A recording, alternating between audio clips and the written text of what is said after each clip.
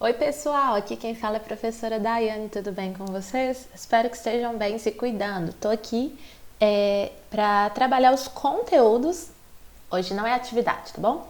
Hoje a gente vai estudar os conteúdos referentes à semana 4 do Plano de Estudo Tutorado do 9º ano do Ensino Fundamental, beleza?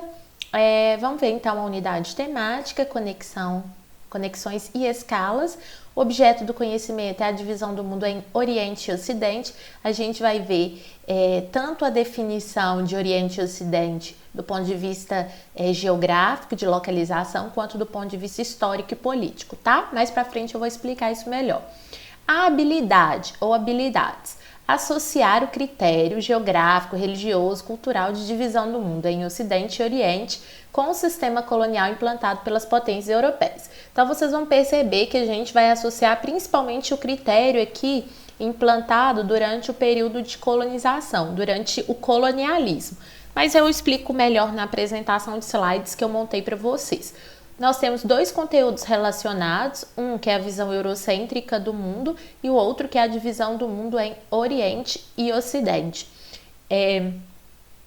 E que vigorou durante o colonialismo, e também a ideia de metrópole e colônia, que também vigorou durante o colonialismo. Eu diria para vocês que essa semana 4, ela tem muitas informações importantes sobre regionalizações, e aí ao invés de trabalhar com o material do PET, vocês vão ver aqui que começa na página 77, a 4ª semana, eu elaborei uma apresentação de slides que eu acho que vai ficar mais fácil de vocês compreenderem o tema. Porque não basta eu chegar aqui e já jogar na cabecinha de vocês a divisão do mundo em Oriente e Ocidente. A gente precisa fazer antes uma revisão de regionalizações, o que é regionalização, né? Quais são as várias regionalizações do mundo. Isso é um conteúdo que normalmente o aluno aprende no 8º ano. Então não dá para eu simplesmente jogar esse tema na cabeça de vocês e pronto, acabou. Então eu quero que vocês acompanhem comigo a apresentação de slides que eu fiz. Eu coloquei uma série de mapas para vocês entenderem as regionalizações, as várias regionalizações, que não existe apenas essa de Oriente e Ocidente. Acompanhem comigo, fiquem bastante atentos, tá bom?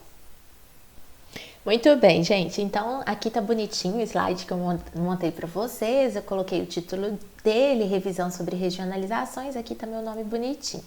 Então, vamos lá, vamos começar. Primeiro, uma pergunta super importante. Por que regionalizar? Por que na geografia a gente fala em regionalizações, a gente fala em região? A ideia de regionalizar é delimitar áreas, demarcar áreas, mas não é qualquer área, é aquelas que possuem características semelhantes, parecidas entre si, tá? Então, se regionaliza para juntar, para agrupar aquelas áreas, aqueles lugares que têm características parecidas. Beleza, mas aí a gente deve se perguntar, por quê? Por que se faz isso? O objetivo é facilitar a análise e o estudo dos seus aspectos, ou seja, facilitar a análise e o estudo dos lugares. Por isso que dentro da geografia, a gente faz, por exemplo, o estudo das regionalizações do mundo, o estudo das regionalizações do Brasil, o estudo das regionalizações da América, por exemplo, porque a gente consegue analisar de uma maneira mais criteriosa as partes de um todo. Então, por exemplo, quando eu falo, vamos estudar sobre o mundo no 9º ano. Ok, mas o mundo é muito genérico, o mundo é muito amplo. O que do mundo a gente vai estudar? A gente vai estudar a América. Então, a gente vai começar a estudar um continente específico. Hoje nós vamos estudar a Europa. Iremos estudar outro continente específico. Então, por que se regionaliza em geografia? Para poder facilitar a análise dos lugares, para poder facilitar o estudo, para poder facilitar o ensino. Para o professor também é muito mais fácil ensinar por partes do que de uma maneira geral, do que no todo. O objetivo aqui não é falar sobre regionalizações do Brasil, que isso é conteúdo do 7º ano, e o objetivo também não é falar sobre regionalizações da América, por exemplo. Aqui o foco é revisar algumas regionalizações para o mundo. Primeira coisa importante, galerinha do 9º ano, existem inúmeras, várias formas de se regionalizar o mundo. Eu coloquei aqui no meu slide 7. Isso não significa que nós tenhamos apenas essas 7. Significa que eu fiz uma seleção aqui daquelas que são mais utilizadas ou que já foram mais utilizadas no passado distante. Eu vou explicar uma por uma. Então, primeira regionalização muito utilizada e que continua a ser utilizada ainda hoje é aquela que agrupa o mundo em continentes. Ela se baseia no critério unicamente físico da deriva continental, né? Já eu vou mostrar para vocês o mapa. Nós temos também a regionalização chamada de histórico-geográfica. Ela recebe esse nome porque ela vai se basear na colonização feita pelos europeus. É essa histórico-geográfica que o PET de vocês mais destaca. Em terceiro lugar, nós temos a regionalização que agrupa o mundo em Ocidente e Oriente. E aí essa regionalização em Ocidente e Oriente, ela pode ser feita de 2 jeitos. Seguindo um critério mais físico, geográfico, ou seguindo um critério mais histórico-político. Essa regionalização 3 também é muito trabalhada no PET. Mais pra frente eu vou explicar para vocês. Uma outra regionalização é aquela que agrupa os países de acordo com o seu papel, com o papel do país desempenhado na divisão internacional do trabalho. Ela segue, portanto, critérios econômicos e comerciais. Durante a Guerra Fria, uma regionalização que foi bastante adotada foi essa daqui. Ela já praticamente caiu em desuso, pouquíssimas pessoas falam dessa regionalização, mas é bom estudar. É a regionalização que agrupa o mundo em países de primeiro, países de segundo e países de terceiro mundo. Ela se baseava no modelo social e econômico adotado pelo país no contexto da Guerra Fria. Depois eu vou explicar melhor. A regionalização 6, chamada de Norte e Sul, é uma que começou a vigorar principalmente a partir da década de 1990, quando acabou a Guerra Fria. E aí esse modelo aqui de países de primeiro, segundo e terceiro mundo começou a ficar jogado de lado, passou a entrar em desuso, não ser muito utilizado. E a regionalização mais utilizada hoje em dia, que eu diria que é essa daqui, a 7, juntamente com a dos continentes, que é a regionalização que agrupa os países de acordo com o seu nível de desenvolvimento. Ela vai se basear no IDH e na economia, que faz parte também do IDH. Para quem não lembra, o IDH é o Índice de Desenvolvimento Humano. Agora a gente vai passar pelas 7 regionalizações, beleza? Acompanha comigo. Então vamos lá. Então essa é a primeira regionalização, é a que organiza o mundo em continentes. Aqui em vermelho nós temos América, em verdinho o continente africano, em roxinho a Europa, amarelinho Ásia, rosinha Oceania e branquinho Antártida ou Antártica. Então esta regionalização aqui no ano é uma das mais utilizadas ainda hoje em dia, beleza? Essa vai ser abordada no PET também. Essa regionalização aqui é a histórico-política, ou histórico-geográfica, tem várias formas de se falar. Essa regionalização aqui também é muito ensinada no PET. É uma regionalização chamada de eurocêntrica. Por que eurocêntrica? Porque os países foram determinados de novo, velho ou novíssimo mundo a partir da visão europeia. Vou explicar para vocês. Durante o século XIV, durante o século XV, o que os europeus conheciam? O que era a terra conhecida pelos europeus naquele contexto? O seu próprio continente, a Europa, partes, eu nem posso dizer toda, mas partes do continente africano e partes do continente asiático. Não posso dizer toda a Ásia também. Então, essa tríade aqui, o que é tríade? Esse grupinho de 3, Europa, a África e a Ásia, eram partes do território do mundo que os europeus conheciam. Isso no século XIV, no século XV. E aí receberam, portanto, a denominação Velho Mundo. Quando a gente começa a falar de século XVI, a gente tem que lembrar das grandes navegações e precisa lembrar que países europeus, principalmente Portugal e Espanha, iniciaram um processo de busca por novos territórios. E aí, entre esses novos territórios encontrados por portugueses, espanhóis, holandeses, ingleses, fica aqui várias partes do continente americano. Isso não significa, nono ano, que a América não era habitada, ao contrário, a América era sim habitada. Haviam milhares de etnias, de grupos indígenas vivendo em várias partes do continente. Falando de Brasil, por exemplo, o litoral brasileiro era ocupado por tupis, guaranis, botocudos, vários grupos indígenas, várias etnias. Nós tínhamos aqui também na América Central e na América do Sul a ocupação de outros povos chamados de incas, maias, astecas. Então já havia gente morando aqui na América quando os europeus aqui chegaram. Entretanto, eles deram o nome de Novo Mundo. Por que eles deram esse nome de Novo Mundo? Porque para eles, na visão deles, na ótica deles, europeus, aquilo era algo novo.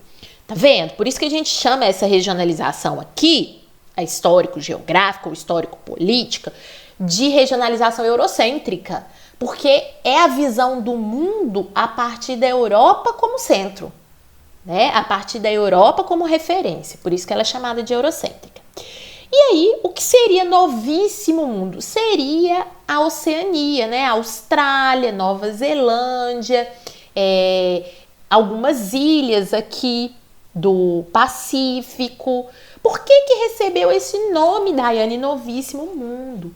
Porque dentro do conhecimento de mundo europeu, essas terras aqui da Oceania foram as últimas a serem conhecidas e por isso receberam o nome de Novíssimo Mundo. O que eu disse para a América vale também para a Oceania. Não significa que essas terras na Oceania não eram habitadas, elas eram, né? Mas não eram de conhecimento dos europeus. Por isso que na visão deles, eles como centro do mundo, eles acabaram chamando aqui a Oceania de Novíssimo Mundo, perdão. Beleza?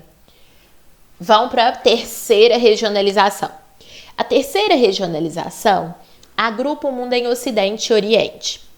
Essa regionalização, pessoal, ela pode ser subdividida em duas. Eu queria que vocês prestassem muita atenção. Na apostila só fala dessa daqui, Ocidente e Oriente a partir do critério histórico. Vocês percebem aqui que nós temos uma linha azul, que é a legenda, mostrando quais países seriam esses países do mundo ocidental do ponto de vista histórico. Então, os países do mundo ocidental do ponto de vista histórico seriam aqueles que tiveram uma grande influência europeia, uma grande influência principalmente inglesa. São países também em que grande parte da população tem uma religião de origem judaica ou cristã. Observa aqui que a América Central e a América do Sul, assim como a África, não está determinado, percebe? Mas a grande maioria dos países da América do Sul e Central e da África sofreram influência desse mundo ocidental. Beleza?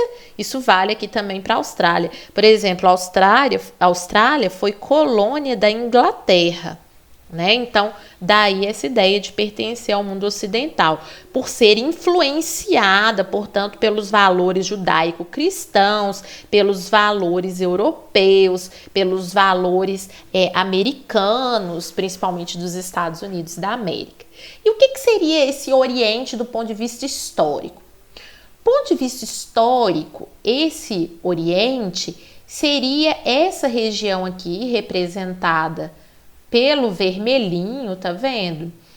Em que a maioria, mas não todos, atenção, que eu não tô fazendo uma generalização aqui, né? Eu tô dizendo que a maioria, mas não tô dizendo que são todos.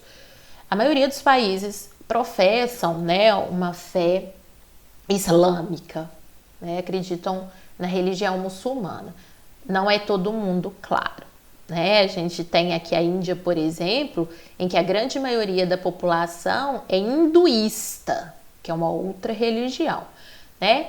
Mas aí, essa parte do Oriente aqui teria culturas e um referencial cultural mais ligado ao islamismo, diferentemente da parte ocidental, beleza? É bem confusa essa questão de Ocidente e Oriente do ponto de vista histórico. Aí agora, para vocês entenderem, olha, cuidado, porque é uma divisão Ocidente e Oriente, mas não é do ponto de vista histórico, é do ponto de vista geográfico, né? Então, a divisão do mundo em Ocidente e Oriente do ponto de vista geográfico, ela segue pura e simplesmente o meridiano de Greenwich. Aquilo que está à esquerda, né, dessa linha, desse meridiano, é Ocidente. Aquilo que está à direita dessa linha, Oriente, né? Então percebam que aqui o critério é basicamente a posição das terras de acordo com o meridiano de Greenwich, diferente daqui. A divisão Ocidente e Oriente, a partir do aspecto histórico, leva em consideração os aspectos da cultura e principalmente da religião. Bom? Quarta regionalização é a que segue a organização dos países de acordo com a DIT, que é a Divisão Internacional do Trabalho. Lembrando que na primeira fase da DIT, nós tínhamos dois grupos de países, colônias e metrópoles. Quem eram as colônias? Aqueles que abasteciam as suas metrópoles com matéria-prima. Então, na primeira fase da DIT, Brasil era colônia, Portugal era metrópole. Na segunda fase da DIT, colônias passaram a ser consideradas como países subdesenvolvidos e metrópoles como países desenvolvidos. E aí, nessa segunda fase da DIT, as antigas colônias, que passaram a ser chamadas de países subdesenvolvidos, continuaram exportando matéria-prima e importavam, compravam produtos industrializados. Na terceira fase da DIT, que é também chamada de nova DIT, os países desenvolvidos, que no passado foram metrópoles, passaram a vender tecnologia de ponta, né? Biotecnologia, nanotecnologia, robótica, know-how, que é o conhecimento científico envolvido na produção de algum produto ou de alguma pesquisa, patentes, que aí é o registro do conhecimento científico, ou o registro de um produto, ou o registro de uma pesquisa, né? E aí os países periféricos, que são os subdesenvolvidos e que no passado foram colônias. Esses países periféricos vão passar a vender produtos industrializados, mas muito simples, não é produto industrializado tal como tecnologia de ponta, não mesmo. São industrializados simples e continuam vendendo matéria-prima. Bom, então na primeira fase da DIT, o Brasil foi colônia. Na segunda fase, subdesenvolvido. Na terceira fase, país periférico. Beleza? Então, vamos seguindo. Aqui tem um esquema das fases da DIT. Então, a primeira fase da DIT equivale ao capitalismo comercial durante a colonização. Então, nós tínhamos um grupo que eram as colônias, o outro grupo que eram as metrópoles. A segunda fase da DIT passa a vigorar durante o capitalismo industrial e sua transição para o capitalismo financeiro. Durante a segunda DIT, nós temos um outro modelo de colonização chamado de neocolonialismo ou imperialismo, onde nós teremos, né, colônias ou países subdesenvolvidos. A gente tem que lembrar que alguns países deixaram de ser colônia nesse período, como por exemplo o Brasil. O Brasil deixa de ser colônia em 1822, então ele não passa a ser chamado mais de colônia, e sim de país subdesenvolvido. E do outro lado a gente tem metrópoles, né, ou países desenvolvidos, no caso daqueles que não têm mais colônia. E a DIT, A terceira fase da DIT, ela pode ser subdividida em DIT clássica e nova DIT, né? Por que que a gente tem essa nova DIT? Porque, igual eu expliquei, existem alguns países subdesenvolvidos que vão se industrializar. E aí, esses países que vão se industrializar, eles vão vender produtos industrializados, sim, mas produtos industrializados mais simples, beleza? Então, olha, são produtos industrializados simples, diferente dos países desenvolvidos ou centrais. São aqueles que vão vender produtos industrializados, em geral, de tecnologia superior. No slide eu chamei de tecnologia de ponta. Vamos pegar aqui a próxima regionalização de revisão, que é a regionalização que vigorou durante a Guerra Fria. Lembrando que a Guerra Fria foi um conflito político-ideológico que vigorou de 1945, quando acabou a Segunda Guerra Mundial, até 1990, 1991. O final não é muito preciso. Então, como eu disse, foi um conflito. De um lado, a gente tinha os Estados Unidos adotando o modelo capitalista, do outro lado, a União das Repúblicas Socialistas Soviéticas adotando o modelo socialista. Então, nós tínhamos uma bipolarização mundial. Nós tínhamos dois grandes polos de poder, um capitalista liderado pelos Estados Unidos, um socialista liderado pela União Soviética. A Guerra Fria foi marcada pela corrida espacial e armamentista. O que era isso? Era então uma disputa entre Estados Unidos e União Soviética pelo desenvolvimento de tecnologias bélicas, armas, no caso da corrida armamentista, e desenvolvimento de tecnologias espaciais, no caso da corrida espacial. Então, por exemplo, espacial, satélites, né, foguetes, envio de grupos ao espaço, né, para a Lua, né? E a armamentista tinha principalmente os armamentos nucleares. Então havia aquela disputa, né, para ver quem sairia-se melhor no desenvolvimento das tecnologias, ou bélicas, ou espaciais, ou os dois. Tá, só para a gente relembrar aqui. Então, havia uma disputa entre dois modelos, um capitalista e outro socialista. Para quem não se recorda, então o capitalismo é baseado principalmente no lucro, na defesa da propriedade privada, na lei da oferta e da procura, no controle da economia pelo mercado e também acaba tendo desigualdades sociais, né? Porque, por exemplo, aquele que não tem acesso à propriedade privada, muitas vezes acaba estando em condições muito precárias, né? Aquele que não fica com a maior parte do lucro, acaba ficando com situações sociais muito vulneráveis. Então, por isso que o capitalismo tem muitas desigualdades sociais. O socialismo, por sua vez, é baseado na ideia de igualdade social. As propriedades em geral eram estatais, ou seja, pertenciam ao Estado. Os preços e a economia no geral eram controladas pelo Estado, inclusive salários, e havia uma equiparação entre profissões e salários, né? Então era muito difícil você ter pessoas dentro de uma mesma profissão recebendo salários diferentes, né? Ou pessoas que trabalhavam a mesma carga horária e receberiam salários diferentes, tá? Mas o socialismo, ele não conseguiu ser colocado em prática, né? Tanto é que hoje em dia pouquíssimas nações se intitulam ainda como socialistas. Nós temos aí o caso de Cuba, temos o caso da Coreia do Norte, a China, que na verdade ela é socialista mais no nome, mas o regime econômico mesmo que a China pratica é o capitalismo, né? Mas aqui é só uma revisãozinha. Tá, Daiane, então como que o mundo estava organizado durante a Guerra Fria? Então a gente tinha países de primeiro mundo, segundo e terceiro mundo. Os países de primeiro mundo, nesse mapinha, estão coloridinhos aqui de azul. Representam os países que eram capitalistas, né? E tinham os Estados Unidos como referência e representam também os aliados dos Estados Unidos. Eu colocaria o Brasil aqui como um aliado dos Estados Unidos, mas ele não era um país de primeiro mundo, ele era um país de terceiro mundo, tá bom? O segundo mundo representava os países da União Soviética ou seus aliados, né? Então, países que tinham economia socialista também. Então, o caso que a gente pode pegar, olha aqui, esse pequenininho aqui é Cuba, bom, que era um importante aliado à União Soviética durante a Guerra Fria. E o terceiro mundo, aqui está escrito países não alinhados e neutros. Não necessariamente eles eram neutros. O Brasil, por exemplo, ele tinha um alinhamento muito grande aos Estados Unidos, muito grande. Mas ele não era considerado um país de primeiro mundo porque ele era extremamente periférico do ponto de vista econômico.